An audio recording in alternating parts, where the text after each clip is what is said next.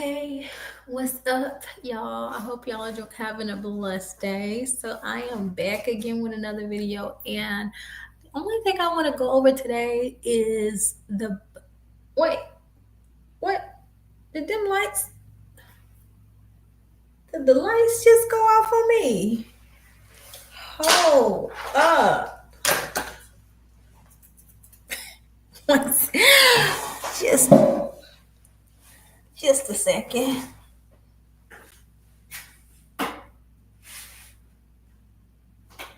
Too bright.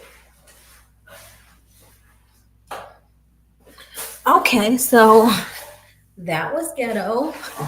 But anyway, like I said, today we're just going to talk about the whole Diddy trial situation and how it went.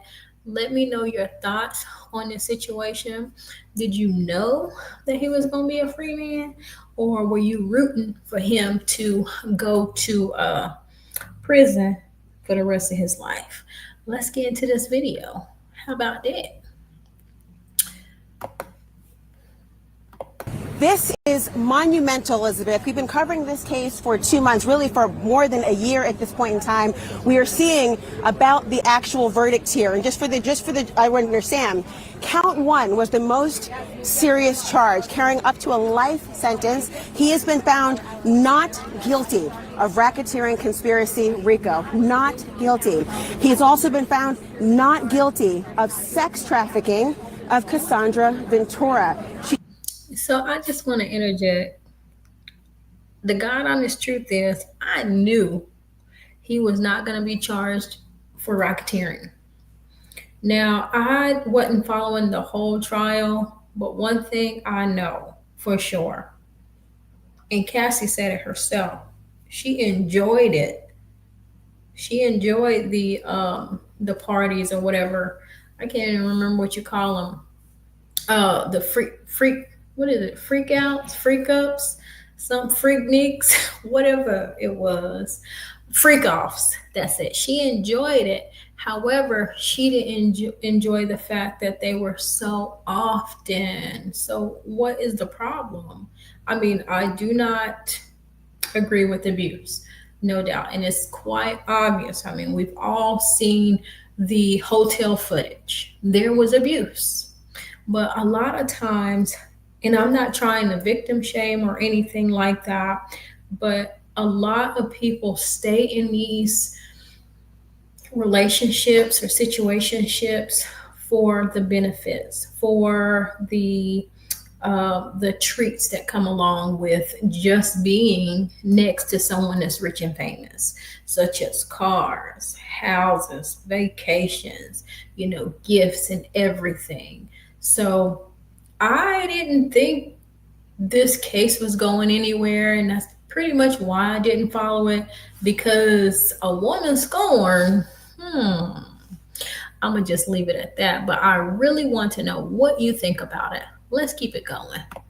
She testified for days.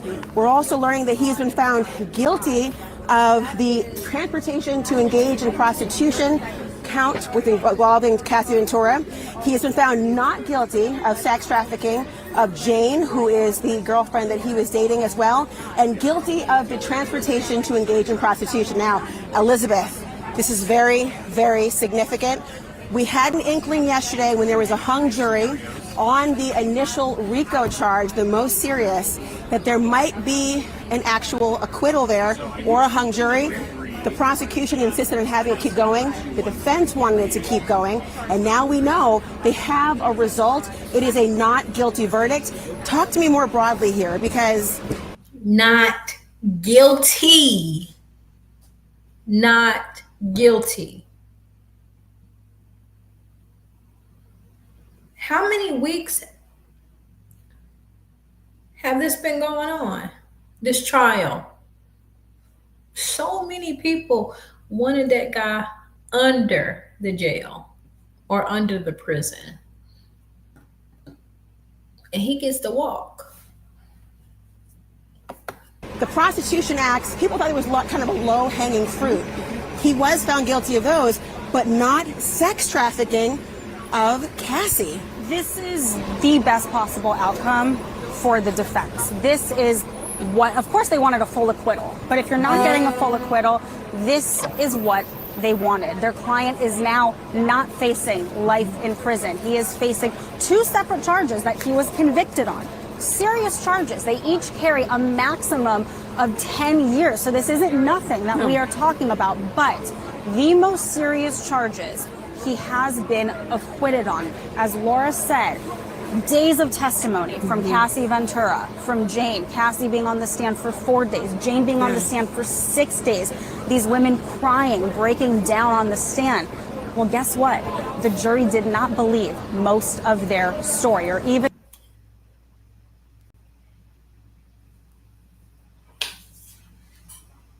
She said the jury did not even believe him. So they crying, rolling on the floor, just having these breakdowns, acting maybe. Who knows? We are not here to victim shame. But I do believe all this came just out of nowhere. And understand that Cassie got so much money. I think it's like over 20 million, but she wanted like 30 some $1 million. So why are we here again? She got what she wanted. Well, she wanted Diddy, it's no doubt. But she got the money. She's married. She got a baby on the way. What was the goal? And was this even her doing? Makes me wonder because she got the money. She didn't get the man, but she got the money. What else did she want? Did she really want him to spend the rest of his life in prison? I don't think so. I really don't think so. even if they believe most of their story, it did not line up with those charges. So, and by the way, on that point, let's talk a little bit about that, because there was an inkling for those people who had been in the courtroom, including ourselves, who had been watching the testimony. Remember what they were using as the defense to counter the sex trafficking? It was free will. They were talking about free will, and they were suggesting free will. I tell you, I used to follow this cult. Some might say it's not a cult. Hell, he might even say it's not a cult. But in that situation, there was a whole lot of free will. Somehow, he ended up in prison. He's in Georgia. Life plus 10, I want to say, which does not make any sense to me, but doesn't seem right because there was free will. But hey, I'm not the judge, nor was I part of the jury.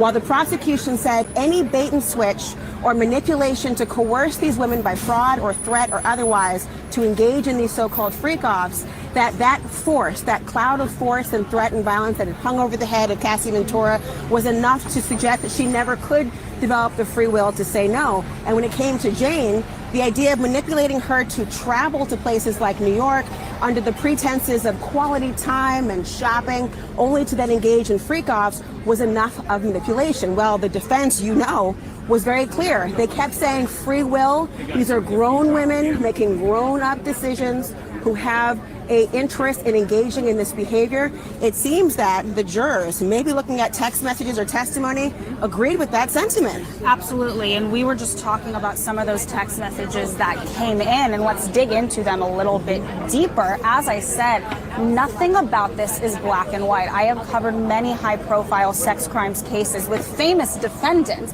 and the concept of consent can be very hard for a jury to understand, especially when you have text messages that say, I want to do this freak off. Now, again, these women on the stand said that they texted those things to simply placate Sean Combs because they were scared of him. Because especially in Cassie Ventura's case, remember, this is a woman who was physically... I did not believe that. So you texting Diddy talking about, I want to have a freak off. But you're afraid of him. You're afraid of being abused. You're afraid to actually participate in these freak-offs. See, and that's the thing. Some people are vindictive, and I believe maybe Cassie was. Never mind. Physically beaten. Our team got that on video, and the jury saw that numerous times. By the way, the jury is leaving the courtroom right now. Their job is done right now. Civic duty done. They have been there for 7 weeks, and they just left the courtroom. This is, I mean, really, it is a stunning turn of events. It's a quick deliberation. I mean, a quick turn of events from yesterday when they were deadlocked. But also remember, this is the beginning of day 3. This jury reached a verdict in under 15 hours after hearing 2 months of testimony. So really a stunning outcome. Again, I would anticipate that the defense is quite happy right now. But Sean Combs will still be serving prison time. Yes. These are still 2 charges that each carry 10 years. Now, Laura, I actually want to hear, as a former federal prosecutor, Even though they say that he's going to be serving prison time, I've heard it through the grapevine that Trump is going to pardon him. What are your thoughts on that? Is he going to be able to walk free? Do you believe that Trump going to get him out of there? I believe it based on the lack of evidence. I believe it. Let me know your thoughts. how much time, and you may not want to make this prediction, but how much of that time do you anticipate that he would serve? What do you think that the judge may sentence him at, with each of these charges carrying 10 years each? A great question. First, let me just dab the sweat off my brow, because let me tell you something. I was sprinting from the court trying to get here for this moment because I was so eager to understand what the actual verdict would be that I'm literally doing an affair to remember sprint through the streets of Manhattan trying to get here. And on the way, people were asking, is there a verdict? Through the streets of Manhattan. That's how people have been viewing this particular case. And here's the thing. After almost 8 weeks, the SDNY has a success rate of conviction of over 90%. It's actually over, I think, 95%. So think, the resources that are being used in this case. More than what? It was 6 prosecutors, including Maureen Comey, a top prosecutor in the SDNY who handled Ghislaine Maxwell and other infamous cases as well.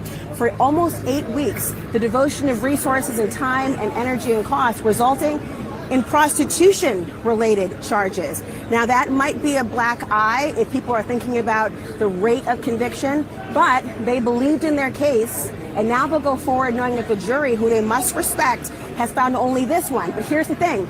10 years is possible, but for a first-time offender of any crime like this, it could be as little as 2 years in prison as well. Now, they could run consecutively, meaning back to back as opposed to concurrently, but that is something that we're not talking about the maximum per se, and this judge will have discretion. Here's what will happen now. He will set a sentencing date. He will have a probation report that is coming up. And over this probation report, he is going to essentially figure out issues of remorse and recidivism, which is a fancy way of saying, will they commit the crime again? He'll look at the different factors that are in play for sentencing guidelines. This is federal court, and he will draw a conclusion on that. He will not walk out a free man today at all, but he knows right now the possibility of life without the rest of his life is no longer on the table. Prostitution, though, is, and I have to say, I'm a little surprised in a way.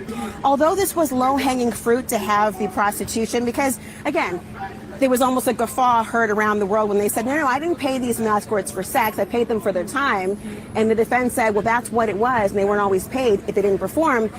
But they didn't actually call a single male escort who traveled across state lines. They called 2 who were in this area and who also talked about their sexual performance. But did that surprise you that really this came down to the documents alone? It came down to the documents, and I think that was obviously incredibly effective for the jury, because again, when they are seeing flight records that show said sex worker went from Atlanta to New York, that's pretty clear cut and dry that you are traveling across state lines. So it did come down to that evidence, to the documents, because you are right, Laura, not only did they not call any male sex workers who traveled across state lines, but also none of these sex workers called themselves prostitutes. So that is, you bring up a really, really good point, that these male escorts on the stand, they were not saying, yes, now in hindsight, I realize that I was paid as a prostitute. So that wasn't cut and dry, but that documentation, the bank statements, the hotel records, and also the flight records clearly is what compelled the jury to convict him on those two charges. I think we're hearing something right now that they're asking for Sean Combs to be released pending the sentencing. I believe you're saying he wants to go back to his home in Miami, which of course was the subject of a lot of discussion. He lives on 1 and 2 Star Island. Talk about the level of wealth we're talking about here. He will not have access to a plane or the ability to travel, we're being told in my ear right now. And so they're making that request. Now, it is not unheard of for somebody to be released pending sentencing, particularly if they're not sentenced on the far more serious of charges. And remember, part of the consideration for any judge deciding whether somebody will be released and until sentencing is their threat to the community. Do they pose a risk to the community? Do they pose a safety threat to themselves or others? Now, for him to be held on prostitution would suggest that that prostitution or transportation as such would be enough to hold. I'm not familiar with that happening with a lot of different people. So the judge could take into consideration, well, the jury has found they do not pose a threat in this moment in time. They want to set aside or put some conditions of release. It could be an ankle monitor, it could be otherwise. But again, the risk of flight, the posing of a threat to the community, all things that the judge will consider. Can you imagine? And Laura, I want to read to you the exact quote that comes from our Nikki Brown, who is in that courthouse. This is what Mark Agnifilo, who is Combs' defense attorney, said, quote, he has been acquitted of very, very serious charges. He has been convicted of a far less serious charge. The judge asking, as Laura just said, is your proposal that he leave this courtroom and walk outside? And Agnifilo said, yes, it is. Now, he's right. Agnifilo is absolutely correct that he has been acquitted of the most serious charges, but I still want to underscore the fact that Sean Combs, one of the biggest celebrities in the world, one of the most powerful entrepreneurs and men in the world, has now been convicted. He has been found guilty on 2 sex crimes. This is